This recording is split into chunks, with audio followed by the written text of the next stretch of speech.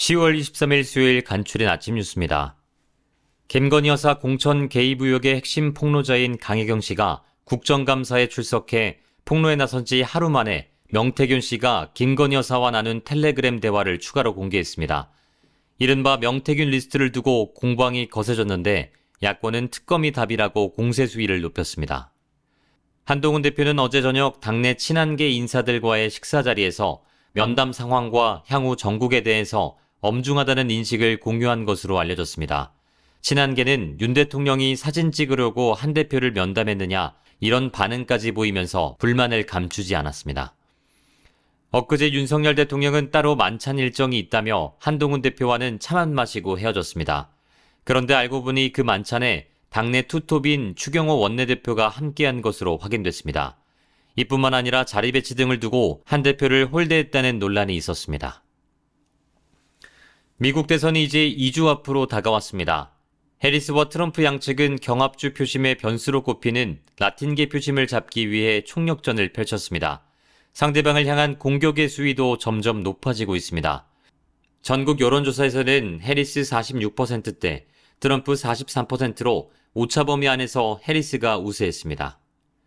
미국 대선에선 도널드 트럼프 전 대통령의 당선 가능성이 커지자 트럼프 트레이드, 즉 트럼프 수혜 종목이 강세입니다. 반면 해리스 트레이드, 즉 캐멀라 해리스 부통령의 수혜 종목은 상대적으로 약세인데 대선 상황에 따라 투자 시장이 요동치고 있습니다. 트럼프 수혜 종목으로 가상화폐와 달러화가 대표적입니다. 북한군의 러시아 파병에 대해 정부가 긴급 NSC 상임위를 열고 대응책 점검에 나섰습니다. 정부는 북한군의 즉각 철수를 촉구하는 동시에 상황에 따라 우크라이나에 대한 공격 무기 지원 가능성도 열어놨습니다. 우리 군이 이틀 전부터 대북 방송을 통해 북한군이 러시아에 파병됐다는 소식을 북한 주민에게 알리고 있습니다. 북한 억양으로 대화를 주고받는 모습이 담긴 북한군 파병 영상이 또 공개됐습니다.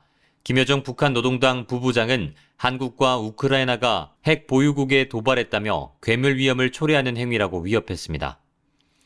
국제통화기금 IMF가 올해 한국의 경제 성장률을 지난 7월 전망치와 동일한 2.5%로 전망했습니다. IMF는 올해 세계 경제 성장률이 3.2%가 될 것으로 전망하면서 미국과 영국, 일본, 한국 등 41개 국가가 포함된 선진국 그룹의 성장률은 1.8%로 예상했습니다. 지난주 불법 도박 사실을 고백한 개그맨 이진호 씨가 어제 경찰에 출석했습니다.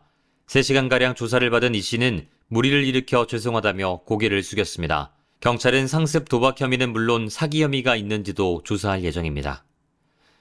상장 가능성이 없는 비상장 주식을 최대 300배에 팔아 55억 원을 가로챈 일당이 검거됐습니다. 100원짜리 주식을 최대 3만 원에 팔았는데 피해자만 280여 명에 달합니다. 일본에서 500엔 동전 대신에 우리나라의 500원 동전을 몰래 사용하는 사례가 발생해 논란이 일고 있습니다. 도쿄의 한 공중 목욕탕은 최근 SNS 계정에 일본 500엔 동전 사이에 낀 우리나라 500원 동전 사진을 올렸습니다. 이 목욕탕은 현금만 받는데 고객이 500엔 동전과 비슷한 우리나라의 500원 동전을 낸 겁니다. 이른바 먹방 논란에 휩싸였던 농구선수 출신 방송인이자 서울휘문고 농구부 감독 현주엽 씨에 대한 교육청의 감사 결과 서울시 교육청이 현주엽 씨에 대한 감봉 처분을 휘문고 측에 요구한 것으로 전해졌습니다.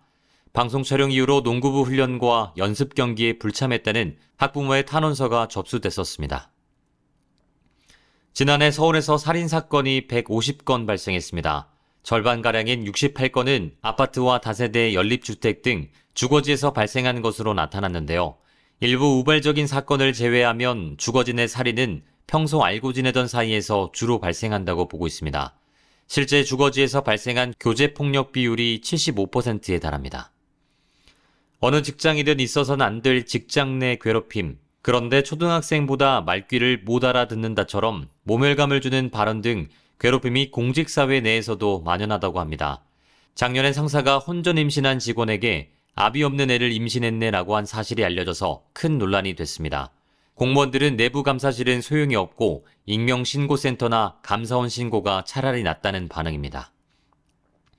지난해 60세 이상의 자영업자 수가 처음으로 200만을 넘었습니다.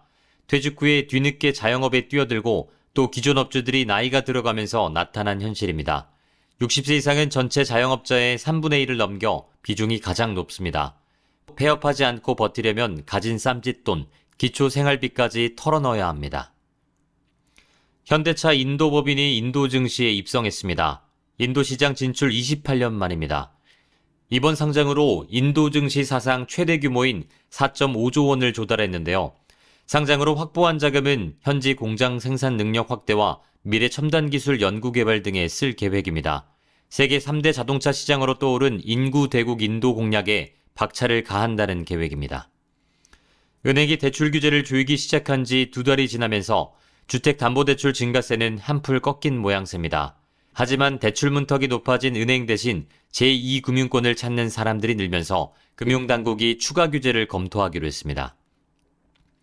기적의 비만약이라고 불리는 위고비가 지난주 국내에도 상륙했죠. 그런데 비대면 진료를 이용하니까 30초 만에 처방이 가능했다고 합니다. 곳곳에서 묻지도 따지지도 않고 처방되고 있어서 오남용 우려가 지적이 되고 있습니다.